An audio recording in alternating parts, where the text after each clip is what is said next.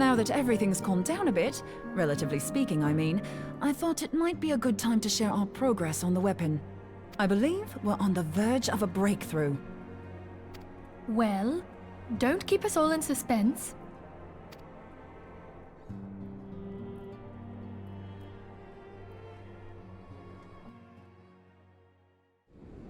Just in case anyone's forgotten, let's start by reviewing what we already know.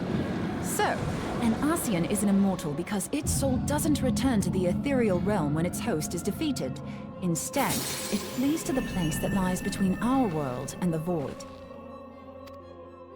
Therefore, the first step to permanently defeating an Ascian is preventing its soul from making this journey. And if you recall, when we last gathered here, I had verified that white auracite has adequate capacity to entrap the beings, albeit only briefly. Which left the small matter of their extermination. Aye. To unmake an Ascian soul, one must needs smite it with a concentrated burst, or blade, of purest ether. However, we wanted for both the data and the means to forge such a weapon. Short of experimenting on an actual Ascian, you see, there's no way to gauge how much ether its soul is made of. As such, we don't know what etheric density our blade needs to have in order for it to work. So we'll just have to make the densest blade we can and hope for the best. Though that would require a lot of ether. Hang on a minute! Why didn't we think of this before? White auracite can hold an absolute heap of ether, can't it? Please tell me you're joking. God's sakes, Ida. I feel as though I'm reliving the same scene over and over with you. How many times do you need to be told that white auracite cannot store ether for long periods? Being intangible matter, ether is given to dispersion. Only in its crystallized form is it a stable source of energy. I will test you later on this, so see to it you do not forget. Right, yes. It's all coming back to me. So our hopes rest on good old crystals again, do they? While they are certainly reliable, they leave something to be desired in the area of portability. Indeed. I am reminded of the quantity of corrupted crystals required to thwart Leviathan, and the extraordinary lengths to which the Lamentsons went to transport them. What if it should prove that a similar quantity was needed to destroy an Ascian's soul? Or still more? I do not envy the poor sod who has to lug all of that around, on the off chance that an Ascian appears. That's the very problem we set out to solve. And I reckon we've found the answer. If it isn't practical to lug around the ether we need, we'll just have to draw upon another source. And the only viable source is the land. If you mean to tap the Great River of Aether, know that it will entail considerable risk. Meddling with the currents may well induce a surge like to the one which despoiled Mordona. Give me a bit more credit, will you? Why would we need to tap the river when there are veritable reservoirs jutting out all over the land?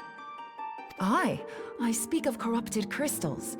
It might be that their aspect is out of balance, but a crystal's a crystal. It contains ether, and we can help ourselves to it.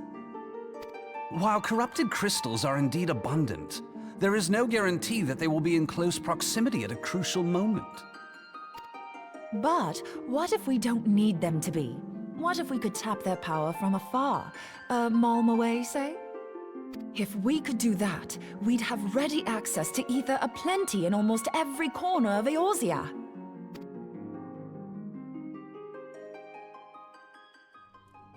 I've yet to put my theories to the proof, but I've got a good feeling about this. If no one has any objections, I'd like to see where this avenue leads. If you think it worth your while, you have my blessing. But tell us, what are your theories? I, for one, am most eager to understand the process, however vaguely.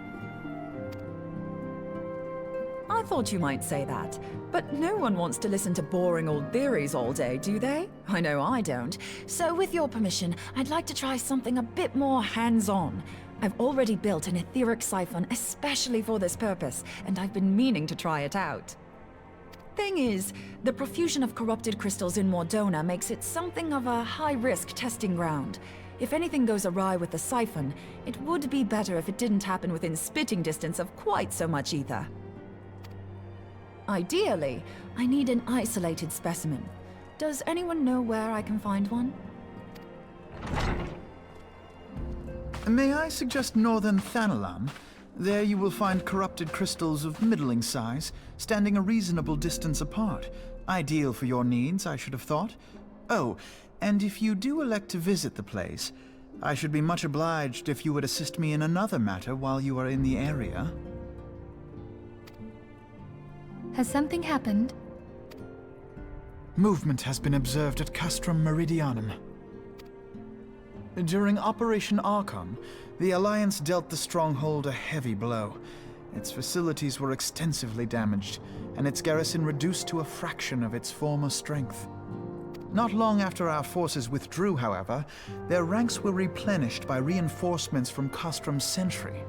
They now seek to rebuild, and to this end they have their sights set upon the ceruleum processing plant. Having lost the Empire's support, the 14th Legion lacks the resources to sustain itself.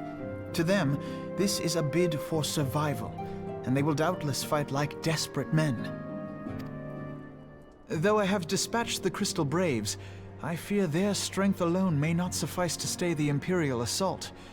I would request the Scion's aid in the defensive effort. If I didn't know better, I'd say you were trying to inveigle us into fighting your battle with the promise of shiny crystals. Well then, consider me inveigled. I won't lie, the crystals you speak of sound perfect, so the Garleans have to go. Besides, we can't afford to beat about the bush. There's no telling when the Arceans will next appear. Thine eagerness to hurl thyself into the jaws of danger cometh as little surprise. Exercise due caution, I prithee. Though you have become a Crystal Brave, you are yet a Scion, Alphino. We could hardly refuse you. Pray, join the Crystal Braves and lend them your support. Thangrid and Papalymo shall accompany you.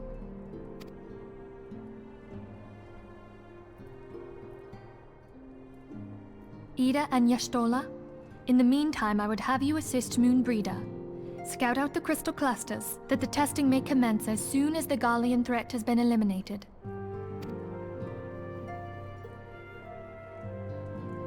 If it please you, I shall continue mine own experiments on white aurosite.